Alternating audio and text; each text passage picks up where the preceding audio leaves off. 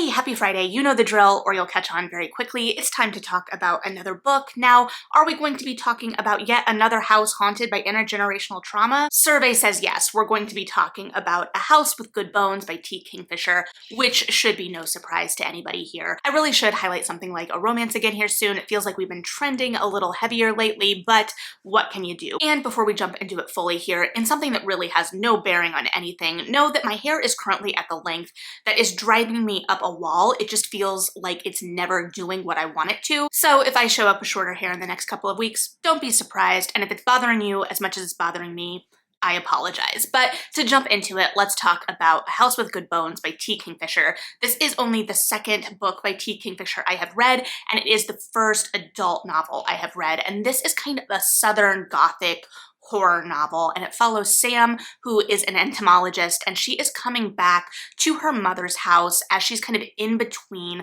on this research assignment of sorts. She was supposed to be on this research dig, but human remains were found, so everything is kind of at a standstill while that is being handled. And so she goes to live with her mother in the interim because she has sublet her room with her roommates. Now, her brother has warned her that something is kind of odd with her mother, but she hasn't seen her mother in a while and doesn't really know what that would be until she shows up exhausted after a long drive through Texas and discovers a mother who has lost a lot of weight and is a lot more jumpy and anxious than she's ever really experienced her mother. And on top of that, suddenly her mother is having them say grace and calling out Sam when she swears, something that she has never experienced before, especially because her mother herself swears, at least to Sam's experience. But it feels like there's something heavy sitting over the house itself, especially because when Sam enters the house, she notices that her mother has made a lot of changes that kind of revert the house back to how it was when it was her grandmother's house. When they were younger, when Sam was younger, they lived in this house with their grandmother for a time, but Sam doesn't have good memories of this place when it was her grandmother's house. She has great memories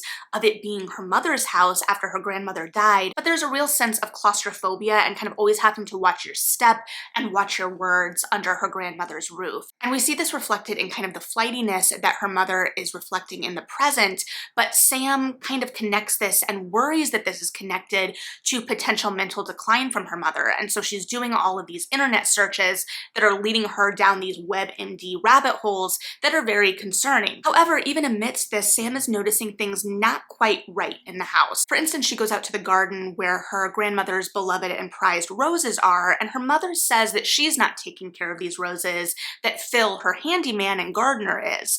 But when Sam eventually meets Phil, he says he's not taking care of the roses, that her mother is. And on top of this, when Sam, an entomologist, goes out into the garden, there are no bugs, something incredibly uncanny and concerning. Almost as concerning as the swarm of ladybugs, but the invasive stinky kind that swarmed Sam's bedroom later that night in a way that she has to like vacuum up ladybugs in the middle of the night. And on top of this, she's seeing this continued concerning behavior from her mother. Her mother almost kind of deferring to what her grandmother would have wanted from the house and from their behavior. And Sam thinks maybe she's going through kind of a late mourning period. But when Sam kind of gently tries to bring her grandmother up in conversation and present her in a good light, even though that's very hard for her based on her experience, her mother still kind of bristles and tries to shut the conversation down. And things continue to spiral from there as things get very odd, from discovering a great-grandfather who looks like Rasputin, to some concerning elements showing up in images, to a jar of teeth buried in the backyard. And the jar of teeth was very interesting because it is mentioned specifically on the blurb of the book, but doesn't show up until about 150 pages into a 240-ish page book. This is a very short book in the sense that you are building this tension and this idea that things just aren't quite right, and this kind of sense of something lingering and there being an additional presence, which is interesting because there are times that this additional presence is called out, even when Sam is still trying to find very logical reasons or explanations for what is going on. And I found that very interesting because there is a moment on page like 40, at the end of page 40, where it says, "Nothing tapped at my window or clawed at my door. There were no mysterious footsteps in the attic or voices in the hall. I pulled the covers over my head to keep away monsters and listened to the silence until I fell asleep." And at that point in the narrative so far, there wasn't really a sense that there were monsters on the horizon, at least for Sam. As a reader, I think we knew that the monsters were on the horizon. It's kind of hard not to, but Sam isn't there yet. Even though from the moment we meet her, from the very opening of the book, we have these omens. We start with a vulture, very literally. The first line of the book is, "There was a vulture on the mailbox of my grandmother's house." And this is kind of something that I found really interesting about this book, because the tone is really light and fluid in some ways. It's got that kind of sarcastic irreverence that feels very modern and that balances in a really unique and interesting way with the horror of the novel, with the scarier bits. It kind of helps tone things down a little bit, but it also feels like we are in a very normal situation in some ways. It's the kind of sarcastic jokes that a 32-year-old millennial would be cracking, or at least this 32-year-old millennial felt rang true. And so it kind of hid some of this danger. And this also kept it from feeling kind of overwrought or cliche. The tension in horror is so hard to balance, I think. And this walked a very fine line, and I think it walked it pretty successfully in terms of the tone and the building of tension, because it was kind of that incredulousness to everything, and also recognizing, and Sam recognizes, that there is a lot of family trauma at play here. And so she thinks she's kind of working through some just kind of normal family trauma things. And so on the surface, it all feels very straightforward, but then we have these bits of symbolism, and symbolism that I really can't unpack to its fullness. We've got the vultures, we've got the roses, which are incredibly important to the story and introduce most every section because it is split up into days, and each day features a different kind of rose in its introduction. One day, side tangent but not tangent because it is still connected to the book, has a rose and it's named Beverly Jenkins. You know, the very popular and famous historical romance author, and I couldn't find if there is a rose named after Beverly Jenkins, because in my Googling, it kept just bringing up her book that had rose in the title, which I admittedly haven't read yet.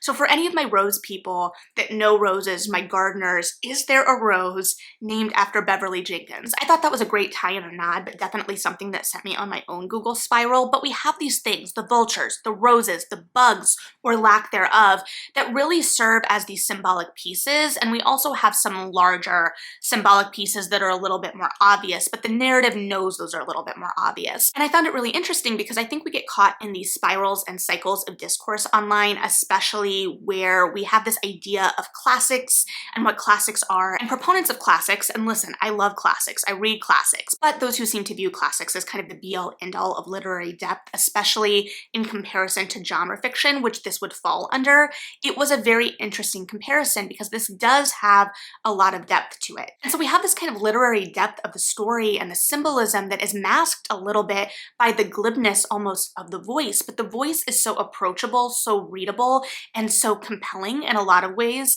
Especially at the beginning, there was this one passage that I absolutely loved. Sam is coming back into this home, it's in the country, it's far away, something that I can absolutely relate to, and I really did like exploring this idea of coming home as a 32-year-old, because I personally found in the last year or so, being of an age with Sam and being in similar circumstances in that I am not married and I don't have children, that it is a very different thing kind of coming home, even though I am so welcomed and loved at home, but it is the place of my childhood, and there is a sense that there has been this shift, and a shift that you kind of wait to happen in some ways, but the sense that I feel like I'm coming home no matter which way I'm traveling, and this incredible sense of relief coming back to my own space and recognizing that I do have a space and a life that I built up for myself independent of this idea of home. And because of that, you are seeing home both through a familiar and a completely new lens. So we have this idea of what once was, and we have this familiarity that Sam has with this place, with the eccentric neighbors and the kind of ebb and flow of this community, but also that it is a completely new space in some ways. And this idea is just heightened by all of the changes she's seeing, but it's also that idea that when you are coming back to a place older and with a new set of experience and new eyes in many ways, you were able to perceive a lot of the baggage of the past in different ways and see how that baggage has carried down and how it lingers. And so this is kind of explored within the text. That was a long way to get to this one little bit that I want to read because it really does demonstrate the voice and also resonates with me, as I said, going back to the country and this idea of internet in the country, which is very different and something that is easy to take for granted. But going back, it's a completely different experience, and this little bit about Sam trying to connect to the internet kind of resonated with especially my last visit home. Though to be fair, the last time I was home, almost 2 counties were experiencing internet issues. But to get to this bit, my phone informed me that it was absolutely talking to the internet. It was happy to talk to the internet. It loved talking to the internet. Then as soon as I tried to check my email, it told me it had never heard of the internet and wasn't entirely sure it existed. So that's the kind of voice that is balancing out this rising tension and this exploration of generational trauma and this real horror. Now, as I've said and kind of alluded to earlier, and I'm finally circling back to in some way with these scattered thoughts, especially in the last year and the horror that we've been reading here, because again, I don't still consider myself necessarily a horror reader, but I guess again, I'm having to reconsider that. But the climax of horror is so delicate and so hard to achieve, and I'm not 100% sure how I feel about the climax here and if I feel it was successful, but it definitely tried a thing and it was definitely setting up a thing. I think it's going to be similar to Sarah Gailey's Just Like Home in that it's either going to work for you or very much not, though it is not at all the same in what that climax is, what that twist is, but it is definitely kind of risky in some ways, and I don't know how I felt about it. Well, risky, I don't know. We do have the seeding of this kind of idea of Crowley-esque magic going back to our Rasputin lookalike ancestor that feels tied to horror as I more traditionally think of it, but it still feels like when we have that moment of reveal, there is definitely a suspension of disbelief that we have to get over, and everything before had been so tied up in that exploration of generational trauma. And to be fair, I think the twist or the kind of main climax, which was much different both physically and emotionally than I was anticipating for the climax, but it is still exploring that idea of intergenerational trauma, but in a much different way. What I will say about that exploration that I really appreciated was one, that Sam and her mom were on the same side. And we saw how her grandmother, Sam's grandmother, had impacted both of them, and we saw how it kind of passed down in many ways. And we did get some exploration of her grandmother and what made her this kind of Stepford want-to-be in some ways, but this really demented, twisted version, and like, yes, more stereotypically evil in some ways, of being racist, fat-shaming her granddaughter, all of these different things. I do love the exploration of fatness and Sam's fatness in this because it's just a matter of fact, and we see Sam's body weaponized against her in the past via her grandmother, but we see Sam very comfortable in her current skin and the way that she refuses to let that be a weapon against her in the present, which takes incredible strength, especially growing up in the era Sam presumably grew up in, and just these very casual but true reflections of Sam and her body that ring true and are so normalized and just feel familiar and are a great reflection to see. And I also appreciate, going back to what I appreciate about his exploration of this intergenerational trauma, and particularly Sam's relationship with her mother, because her mother has also been through trauma, and it's so easy to see that trauma passed down in very specific ways.